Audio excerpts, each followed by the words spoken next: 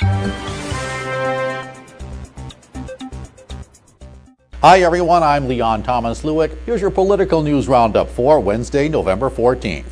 $1.6 trillion. That's how much newly re-elected President Barack Obama says he wants to raise in new or higher taxes to close the federal deficit. The president conducted his first news conference since the election.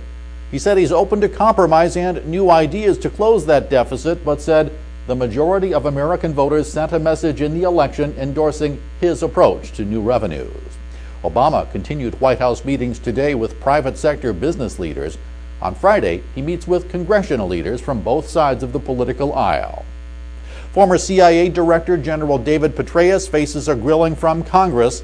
It was confirmed that Petraeus will testify Thursday before the Senate Intelligence Committee.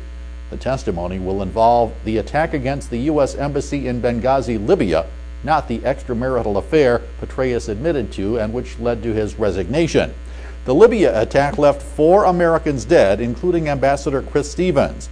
Petraeus will be called on to explain the White House explanations that first said the attack was a spontaneous reaction to an anti-Muslim film, then later said it was a planned terrorist attack. The head of the Food and Drug Administration was on that congressional hot seat today. Commissioner Margaret Hamburg was grilled by Republicans on why her agency failed to act sooner against the pharmacy at the center of the fatal meningitis outbreak. The committee focused on the New England Compounding Center, which has a history of regulatory trouble. 32 people receiving injections from steroids from that center have died. More than 400 have gotten sick. Hamburg called the problems very serious, but said her hands were tied because the law puts the regulatory power in the hands of authorities in the state of Massachusetts.